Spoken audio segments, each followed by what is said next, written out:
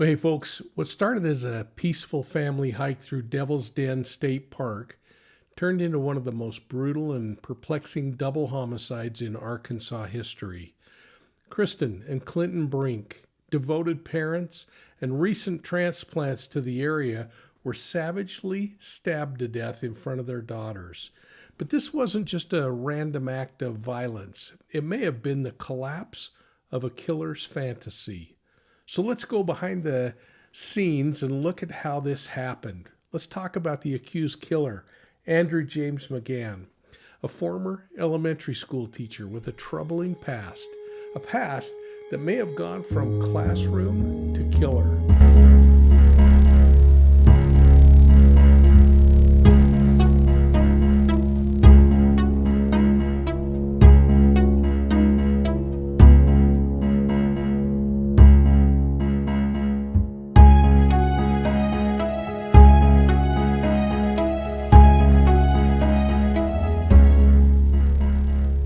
Well, welcome to Profiling Evil, and thanks so much for tuning in. I hope you'll hit the like and subscribe button down below and share us with all your friends.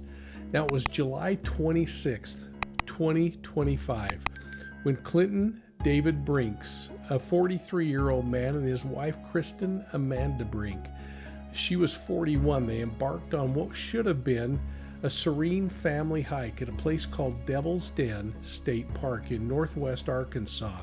They were accompanied by their daughters, who were ages 7 and 9 years old, as they explored the rugged trail system in the Ozark Mountains.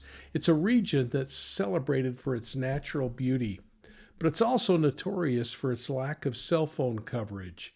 Now, their youngest child remained behind, sparing her from the horrific events that unfolded. The hike turned tragic when an assailant launched a blitz-style violent attack. Clinton was stabbed first, and Cristen, in an act of extraordinary bravery, ushered her daughters to safety before returning to aid her husband. Tragically, both parents succumbed to multiple stab wounds. Their children were left unharmed. They fled the scene and they alerted park staff, and that sparked an immediate and rapid response from police authorities. Now, the brutality of the attack was described by the Arkansas State Police as both senseless and horrific. They said it appeared random, with no known connection between the assailant, now identified as Andrew James McGann, and the Brink family. In the days that followed the murders, though, the police released a composite sketch of the suspect, described as a white male with a medium build, wearing a long-sleeve shirt, dark pants, a dark baseball cap, sunglasses, and fingerless gloves.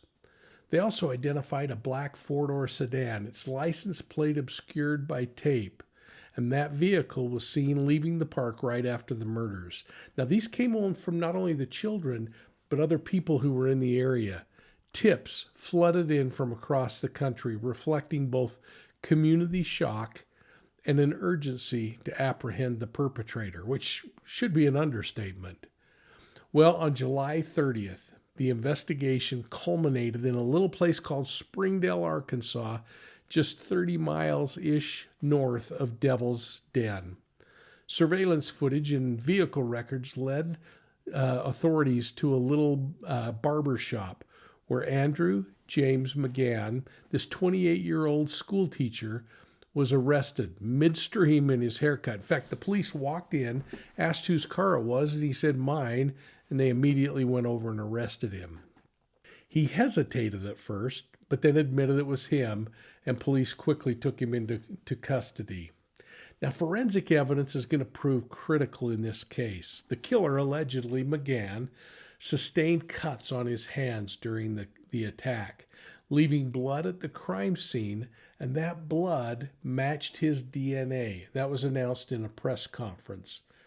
Blood was also found in his black vehicle, and a search of his residence uncovered additional items that are consistent with the crime scene, including knives that may have been involved in this murder. But again, that's unsure because we haven't heard anything about that yet.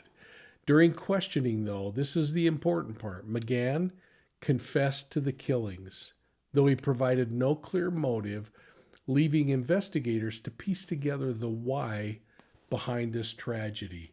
Let's catch that press conference. Good afternoon. I'm Colonel Mike Hager. I'm Director of the Arkansas State Police and Secretary of the Department of Public Safety. I want to thank the public for providing images and videos from cell phones, home, and business security footage that directly advanced this investigation. We'll talk a little bit more about how that played out, but the information that was put out and the request for information back from the public directly resulted in this person being brought into custody. It allowed our investigators a starting point to move forward and to use their skills that they've developed over the years and their experience to bring this person into custody. We had about 500 tips that came in through our phone lines, social media. Not only were there a lot of tips that came in, and we're very thankful for that, but there's a lot of people that have to field those tips. And it's not all badge-wearing, gun-toting members of the state police or Department of Public Safety. We had a lot of civilian personnel that were tasked with that. There was a lot of time and energy spent on triaging those tips and making sure they went to the right people. And so we owe a great gratitude for that support staff that helped with this as well.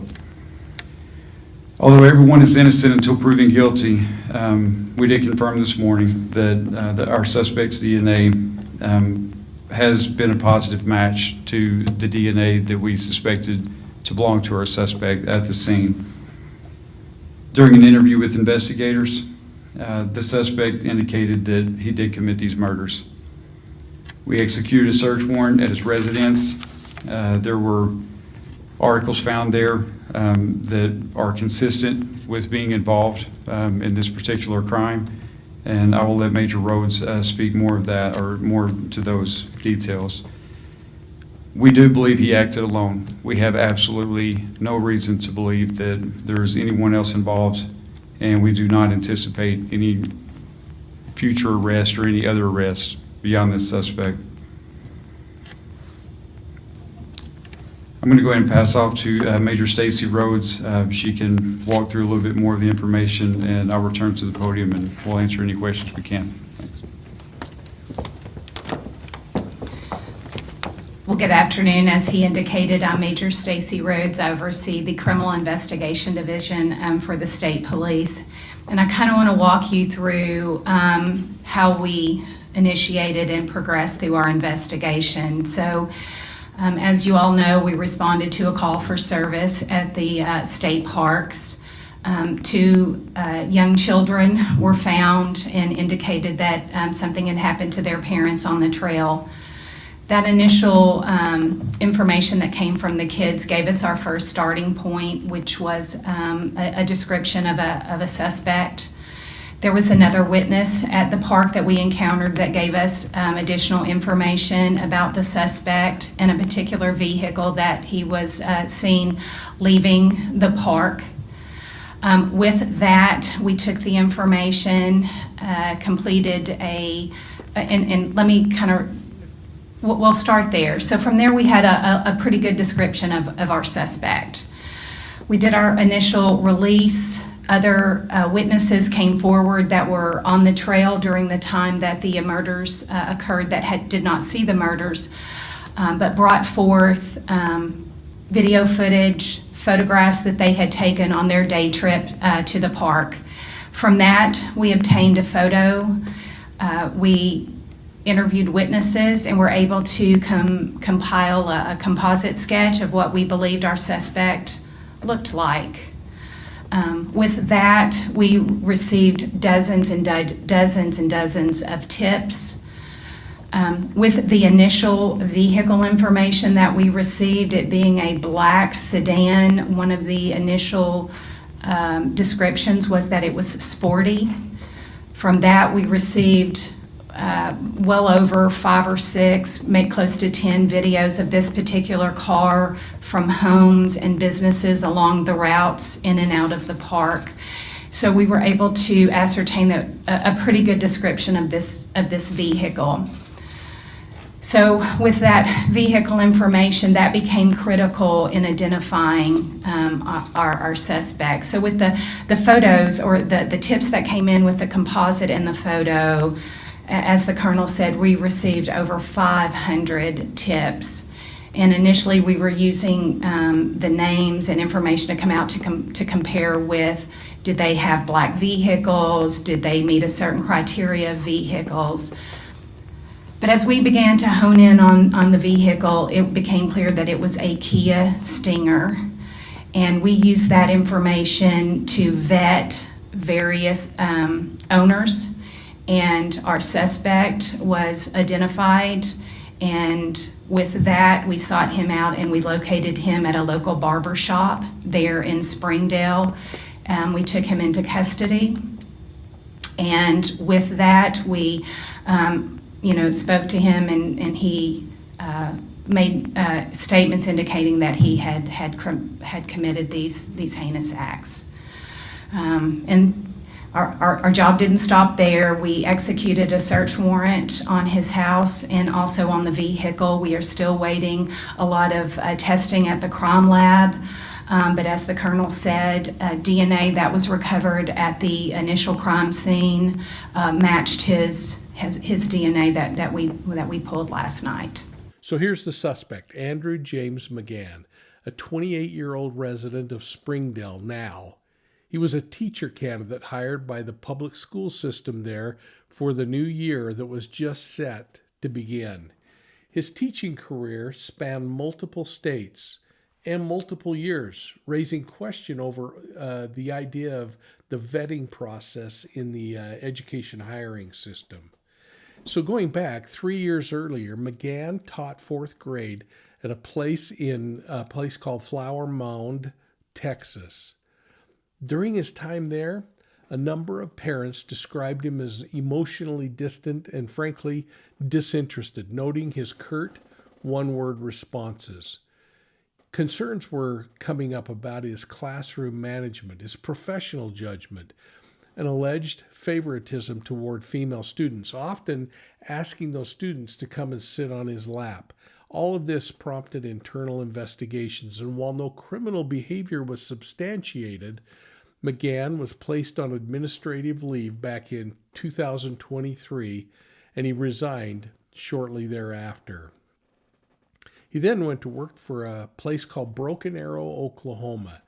And instead of teaching fourth grade like he was the year before, he now was teaching fifth grade. Ultimately, 2 different elementary schools in the same school year. But this is important because, again, think about the victims in this case, the children who survived, ages 7 and 9. And fourth and fifth grade are going to be in that 9-year-old, 10-year-old age range. Maybe even 11 at that point.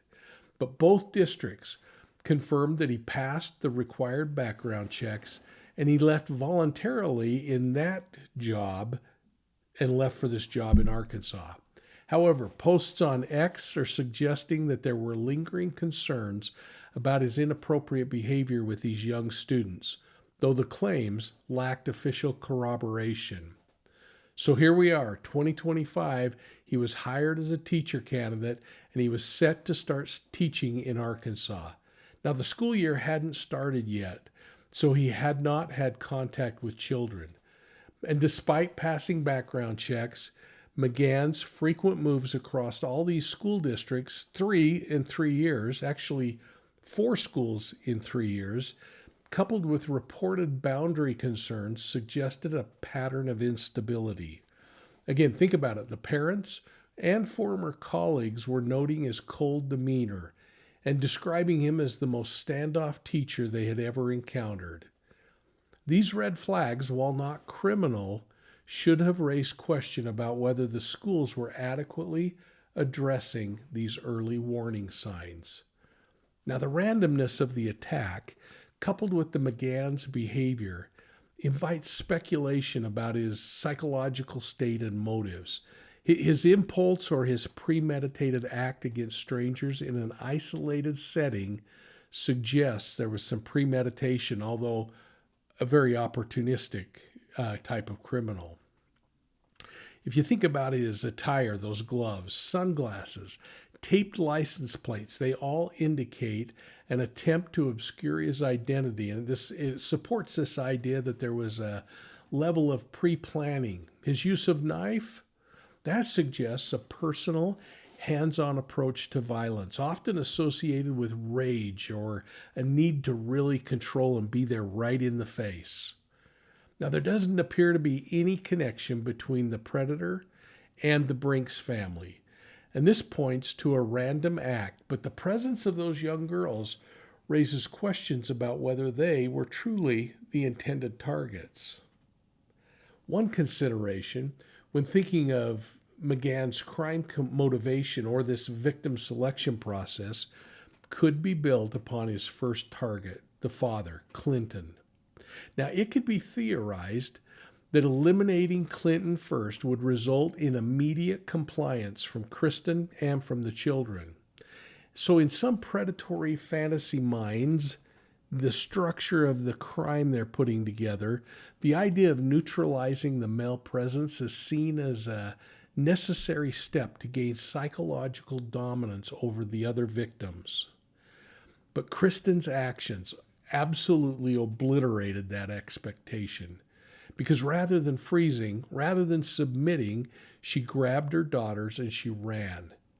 That decisive, heroic act may have shattered his fantasy altogether, throwing this offender into a reactive spiral. Now, he was still embroiled with the assault on Clinton, focused, perhaps consumed by the violence. But when Cristen and the girls escaped, that may have twisted him up a little bit.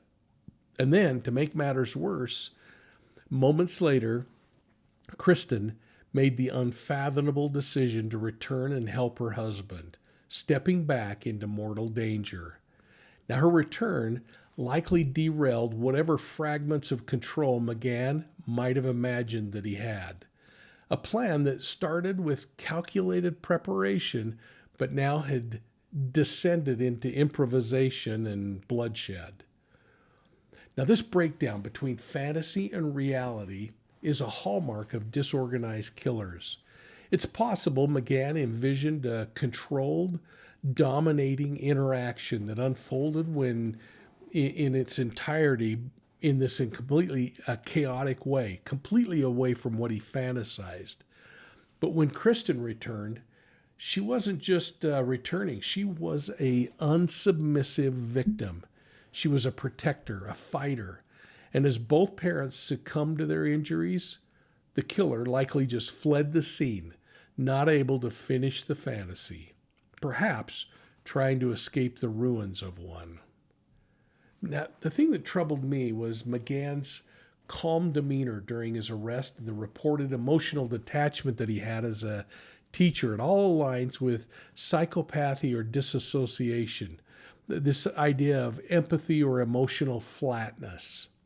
His history of moving between schools after allegations are coming up of inappropriate behavior, though unproven, could indicate a boundary issue that he has or an inability to form stable relationships. Now, again, there are some ex-posts out there that speculate that the children may have been his intended targets, and it makes pretty good sense, citing his teaching history and his alleged favoritism toward young girls. However, police have not found evidence that the daughters were targeted, and he didn't apparently confess to that. The attack's focus on the parents contradicts this theory, but I don't think we can discount the theory. So possible motives, while remaining elusive, need to be thought about. Authorities have described this attack as random in nature, with no known association between the predator and the victims. The theories include a couple of things, though, that I want to just mention. First, this idea of thrill-seeking or rage, the brutality and the randomness of this crime suggests an impulsive act that was driven by anger or a desire for violence. Another possibility is psychological disturbance. McGann's reported emotional detachment could point to his personality disorder, though there's no diagnosis that this has been confirmed. We have to think about the idea of an opportunistic attack because this is an isolated trail. There's a lack of cell service. It may have just plain presented an opportunity for a planned but motiveless crime. You see, in the absence of a clear motive, the case is just incredibly complicated, but it appears to have a combination of premeditation and focus and fantasy, something that leans toward a psychological more than situational explanation. I talk about things like this in my book, Wolves in Sheep's Clothing, where I provide a framework for understanding individuals who mask dangerous tendencies beneath a veneer of normalcy, particularly folks like those in trusted roles like teaching. And this is not saying that teachers are predators, but it's the perfect place for a predator who focuses on children to get access to children. And McGann's case aligns with several themes, particularly this concept of a predator that hides in plain sight.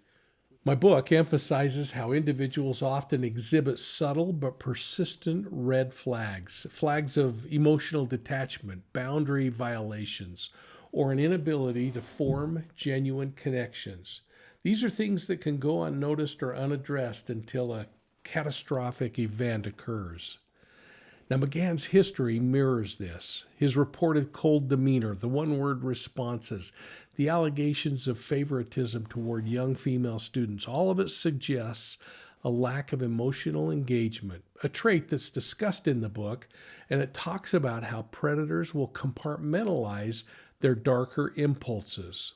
McGann reportedly had the ability to pass background checks and move between school districts, and this reflects systematic vulnerabilities in the school system where superficial vetting fails to detect non-criminal acts but concerning behaviors.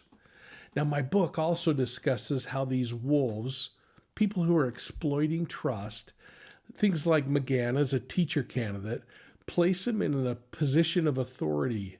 Yet his alleged actions are going to reveal this stark contrast to a persona of an educator.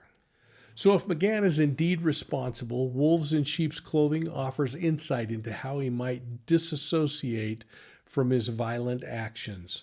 The book describes disassociation as a mechanism by which predators mentally separate their harmful acts from their public identity, allowing them to somehow function in society without apparent guilt. McGann's calm and cooperative demeanor during his arrest, as noted by both the barber and the police officers, suggests a possible dissociative state. He may have compartmentalized the murders, presenting himself as a detached or unaffected human being, but he's able to maintain this facade of normalcy. It really aligns with how predators can commit these heinous acts while appearing unremarkable, even timid, calm in everyday reactions. Now, McGann's reported shyness and his reserved nature at the barbershop supports this disconnect between his public persona and the violent act that he later confessed to. So the book reminds us to pay close attention to red flags, the kind of things we're seeing. These often soft warning signs, such as McGann's alleged favoritism toward young girls, the emotional dissonance, things that were dismissed because they didn't constitute criminal behavior, but they still were raising red flags, underscore how quickly things can escalate to violence. Clinton and Cristen Brinks were ordinary, hardworking individuals who had recently relocated to that area. Clinton was set to begin work as a milk delivery driver, while Cristen, a licensed nurse. Their move to Arkansas was marking a fresh start, but it was tragically cut short.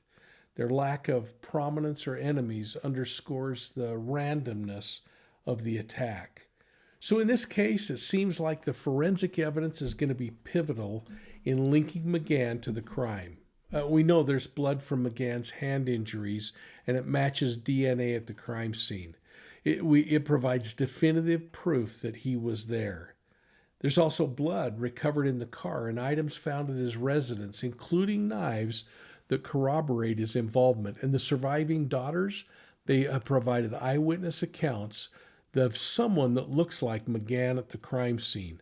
And people in the area are also providing those eyewitness accounts of someone who looks like McGann in the area. And of course, McGann's own confession further solidify the case, though investigators still need to continue to analyze the evidence and strengthen the prosecution's case.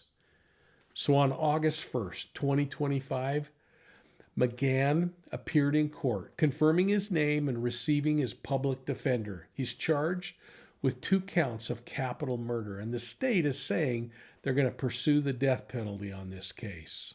Let's watch that first appearance.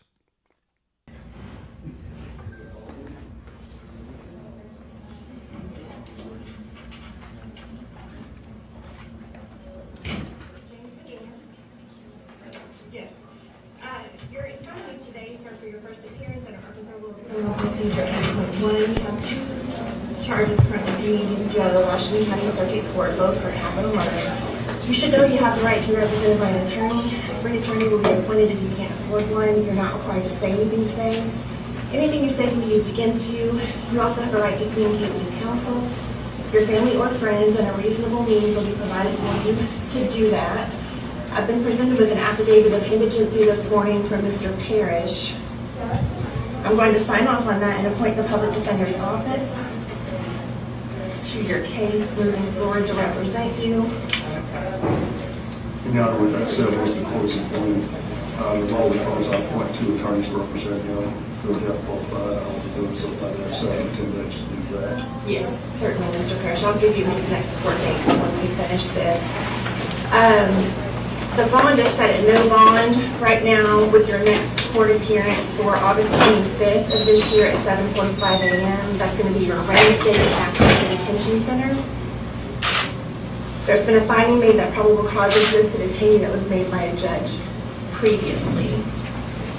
Anything further, Mr. Parrish, or do you wish to be heard? Your Honor, the only other thing that I would indicate is, depending upon which division this case falls in, been advised it may be sooner than August 25th.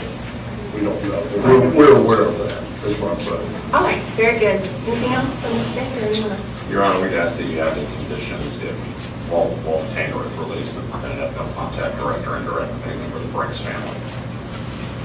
I can add that today. There's nothing to add it to. There's no condition. Are you saying if a bond is set? No, you're in jail. Sure, he's not going to have contact though. If a bond is set, then a no contact provision can be part of that bond. But right now, there's no reason to do that. Anything from anyone else? No, No, Your Honor. All right, thank you. Best to decide. Yes. Thank you. It's a pleasure. Yes.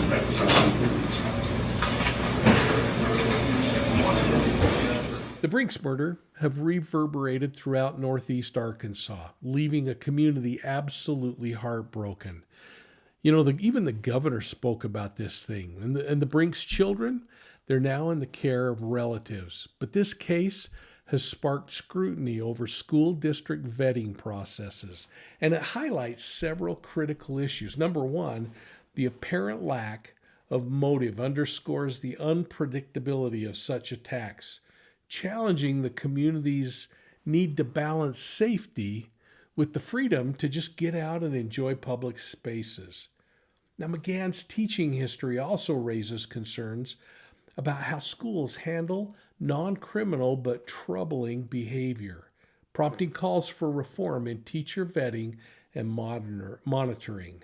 And the loss of 2 parents in front of their children has left a lasting scar on all of us. The murders of Clinton and Cristen Brink represent a devastating intersection between their heroism and horror. And I'd like your comments, and I hope that you'll put them down below. And make sure that you go over to Law and Crime Network and watch my interview with Chris Stewart on this case. In fact, I'll give you a quick sample of that right now. Yeah, and background checks. Each school district I reached out to made sure to include that he passed background checks. One thing that did stand out is last year, it was Sand Springs, Oklahoma, which is outside Tulsa. And he had left that job. The statement from the school district that they released to the media said he left the job to go work out of state. And then he's in Arkansas this year. Before that, he was in Broken Arrow, Oklahoma. And in their statement, they say he resigned to go out of state, but he stayed in the Tulsa area. So it's interesting that it was like the same pattern between school to school. What do you make of, like, he goes and gets a haircut? This was someone I was thinking as this investigation was going on, like he could be anywhere, but he was only a half hour up the road going back into what appears to be a very normal life after allegedly having done this. Yeah. And is the haircut just him going about the normal course of business, getting ready for a new school year? Or is the haircut an attempt to change his identity somewhat or change what they're looking for in that particular case?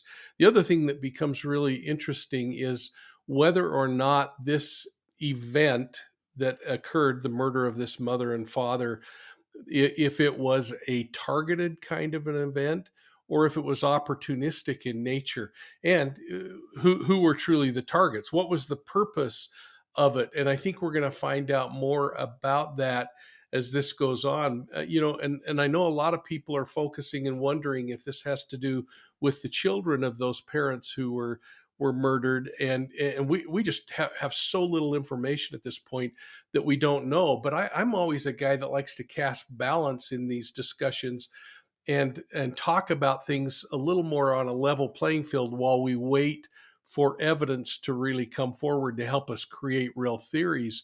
And so while part of me might say, okay, there are people suggesting that there might be an attraction toward children and that was the primary target and that the parents saved the children, and undoubtedly they saved the children in this thing, or they stood up and took the brunt of this assault. But if the children were a focus, why didn't the predator then take them once he had eliminated the threat of the parents? And so, again, it might be this idea, and another topic that we talk about in the book, Wolves in Sheep's Clothing, is this idea of how organized defenders can become disorganized. And so in all his fantasies, he might have worked out this perfect plan, but once he starts this process of murdering somebody, and not just one, but two people, and seeing everything fall apart in front of him, all of a sudden it's pretty darn easy to envision that this predator went from organized to disorganized. And that could have thrown out all of whatever his potential target was and what his focus was from the beginning. So we just know so little, and yet it gives us a chance to talk about principles as we wait for evidence to start to unfold. Well, there you go, folks. Please watch for Profiling Evil on Facebook, Instagram, YouTube, and Twitter. And if you like your true crime on the go, check out Profiling Evil's audio podcasts on your favorite podcast platform. And make sure you go over to Profiling Evil, where you can check out my books. So there's Deceived, an investigative memoir of the Zion Society cult.